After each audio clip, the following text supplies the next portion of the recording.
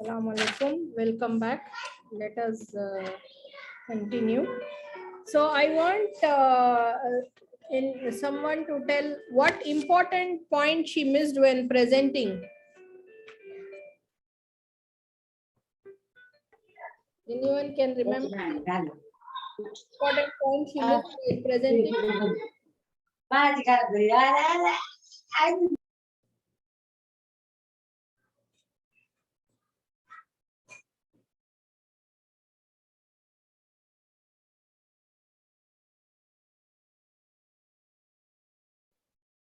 Dr. Muzna, do you remember?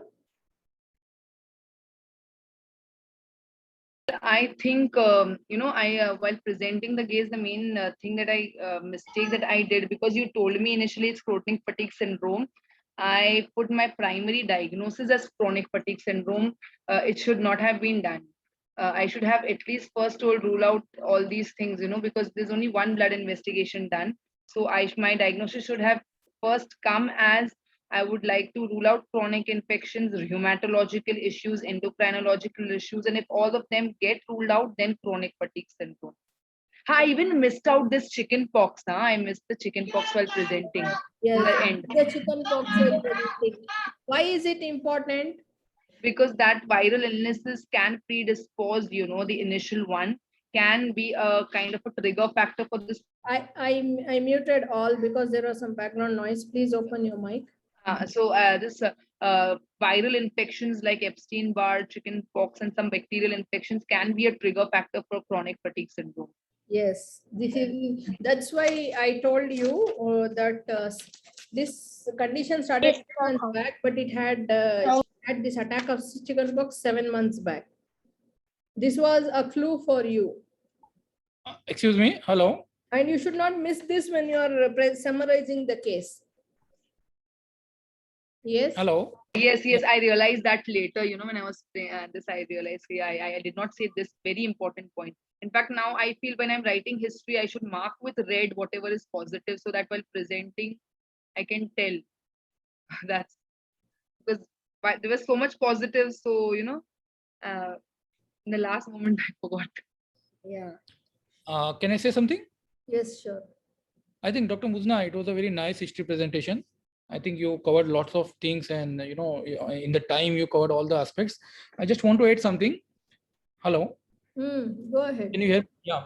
Actually, the main history, what you already established, the fatigue and the sleep problem.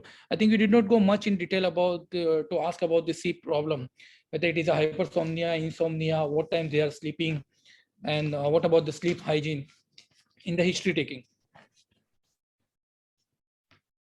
Yeah. Yes, sleep issues I wanted to ask, but then at that time, yeah, and after, it should be explored much in detail. Yes. Second thing is they have in the chronic fatigue syndrome, there's a lots of associated problem. I think you did not ask about the headache and the bowel problem, which is a very common association. I asked for bowel, I asked constipation, loose motions, okay. both I asked. Okay, great. And so this sleep is important because sometimes it might be just a sleep apnea and they are feeling a daytime fatigue because of just sleep apnea. And second thing is the cognitive dysfunction. I think the mother told that the short-term memory, she's just forgetting all the things. So I think this needs to be explored further regarding is there any another cognitive dysfunction is there or not.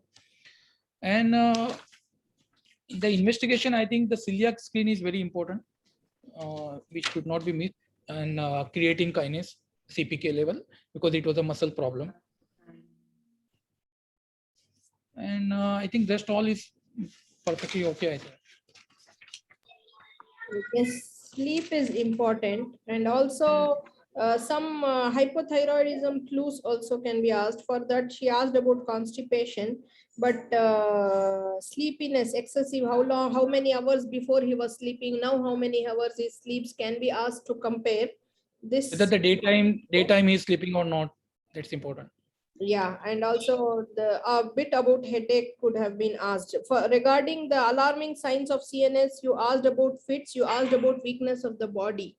I write down whatever you asked, but you did not ask about any headache. Okay, but vomiting was asked. I think if you just wanted to rule out the CNS symptom, you can just ask about the vomiting, early morning headache, vision problem, any recent change in the handwriting.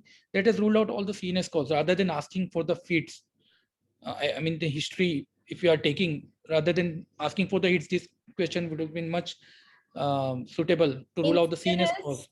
In systemic review, in CNS, the important things to be asked is, when you go ahead, always asked about the behavioral problems, any behavior changes, and abnormal movements. If you say abnormal movements, all types of fits will be covered. So you can ask about the abnormal movements to the mother, and regarding any weakness in the body or headache. Okay, early morning headache, vomiting, weakness, any abnormal movements, and any behavioral changes. All these things will be more related to CNS. And And also, what you said about the handwriting, any recent change in the handwriting, this is for the handwriting deterioration. Yeah, for the Wilson's disease can be one of them. Yeah, because I had written in the DDs one. Space occupying lesion. It can be space occupying lesion which can lead to your handwriting changes. Yes, very. There are so many. There are so I many. think the neonatal history is okay if you went forgot for vaccination, but I think the diet history is very important because they might have associated eating disorder. They might have some idea about the eating. They might not eating properly also because of some psychological issue. So the eating and diet issues, I think, is important here. Okay. Any other comment? I think the diagnosis should be, first diagnosis is chronic fatigue syndrome. There is no doubt. Along with that, you can have the depression and thyroid problem as a secondary and third diagnosis. But first diagnosis, definitely, there's no need to chronic fatigue or chronic infection. Because no investigation. The first chronic fatigue syndrome only. Dr. Rafiq, no investigations have been done, and that's a diagnosis after we exclude everything. Means on it should be this basis, documented basis, that there's nothing else. But you already rule out you already rule out all the systematic problem. You can tell the clinically most likely first diagnosis is cystic fibrosis, chronic fatigue syndrome, followed by thyroid problem. But I will like to rule out by doing all this blood investigation in this celiac disease. Actually, the chronic fatigue syndrome is a diagnosis of exclusion. You have to rule out other diseases. There are so many diseases which are associated with the chronic fatigue syndrome kind of symptoms. Chronic diseases, any kind of chronic liver disease, chronic renal disease, heart disease, chronic infections, anemias, autoimmune disease, especially SLE, diabetes mellitus, depression, sleep disorders, so many, even drug abuses, hypothyroidism, SOL, Edison. You should ask about that's what we already rule out by. Can I add something if you don't mind? That should be ruled out. And one more thing I want to tell, that in the performa of chronic fatigue syndrome, there are 6 questions. If you will not ask about that, they will deduct your mark. There are six questions are sleep, relationship with peers, behavior, schooling, activity, and sports. This is in the performa. When you have the problem with chronic fatigue syndrome, they are giving you performa. You have to write that performa, that how is your sleep, how is your relationship with the peers and siblings, behavioral problems, schooling, activity, and sports. So these 6 are very essential to ask. And also in the yeah, go ahead.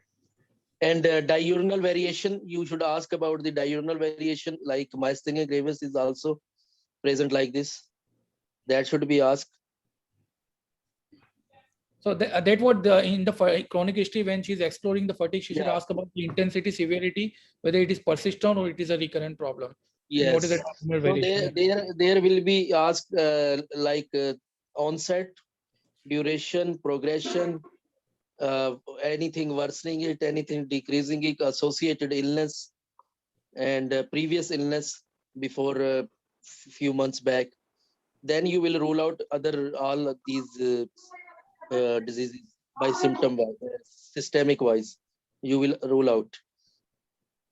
And this, can I add something if you don't mind? You will 6 questions you will ask in the same time. Don't wait for at the end, like we are doing in other histories, because this is pro forma. You will have to ask the same time. Okay. Next, someone, yes, go ahead.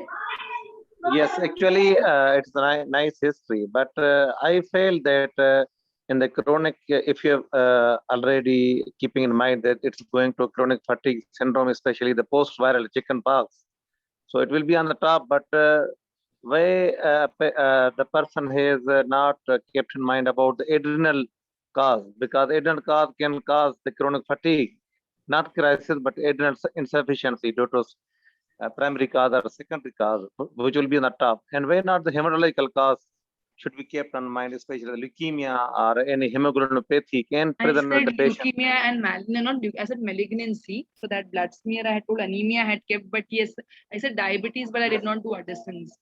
Okay, you are right. But Endocrinological. especially in the history, bone pain and which causes the wake up from sleep, because we are, this is a question for the leukemia and petechiae, some rash, which is especially. There was no So rash leukemia, that was if you given will, in the history itself. That's why I did not repeat. And the whatever was given on the paper, I told them, because then they deduct marks that it was given to you, and yet you asked the mother. And yes, you are right, absolutely. But I want something yet. If you accept it, it's okay. And other things that during a systemic review, you went direct from the behavioral change direct to the heart. Heart, a patient with 6-month history of if he has heart problem, a patient should have signs of heart failure or in fact endocarditis more than the chronic fatigue.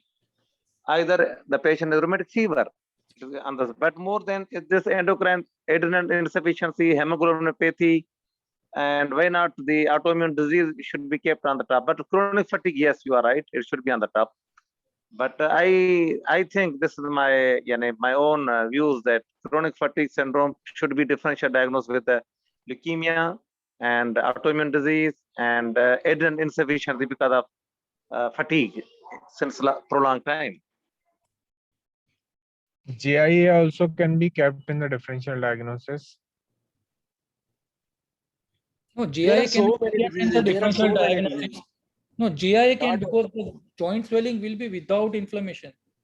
There will be a joint pain without any swelling. So GIA, I don't think it is in the differential diagnosis. And even the investigation, she had nice investigation, good, but adrenal is not mentioned in from A to Z. There nobody mentioned about the any level of adrenal hormones, especially the cortisol and ACTH, because prolonged fatigue is a significant. We cannot ask in the history about the hormonal level test. We can ask No, I clinically. mean investigation. No, I mean investigation. When she was discussing about the investigations, she was They discussing all about the thyroid. line, She is I right. think they're all second line investigation. The first line investigation, which is basic, I don't think there's a need to go to for the hormonal check and all that. It should be a very basic investigation first line, rather than going for all the tests. You know, you No, cannot but go for. hypothyroidism you have to. Yeah, definitely. There is a baseline investigation: thyroid function, creatine kinase, blood sugar levels, Electrolytes. urine No, for doctor, total. okay, you are right, but you are keeping the chronic fatigue, prolonged fatigue with, and if you are excluding and not keeping the mind adrenal, I think it will be for me it's unfair. No, actually, see, UK is a public health system, and everything is based on. I can't find the right word, Reshto. I can't find the right word. Like money has to be, distributed in a very, they really go for second line investigation. Once Only they, super specialist care has been involved. right. Here You you are can say that. taking the history. You can say that in the differentials, Addisons. I think it is a very good differential, but if you have to go for all the hormonal tests and all, I think unless and until there is a very strong indication, I think we will get into trouble if we say. And if you are telling a differential as an addition, there should be some point in the history which is supportive for that. Only fatigue, I don't think, is just an indication for telling addition as a differential diagnosis. So differential diagnosis should be more likely when there is a no clear cut. If there is a clear cut indication that this might be a strong possibility. Here there is only fatigue and sleep problem. Yes, you are right, absolutely. But sir, adrenal always present with the fatigue. This first presentation of adrenal presentation always fatigue. Let me to summarize. Yeah, let me to summarize if you don't mind. Mark for the chronic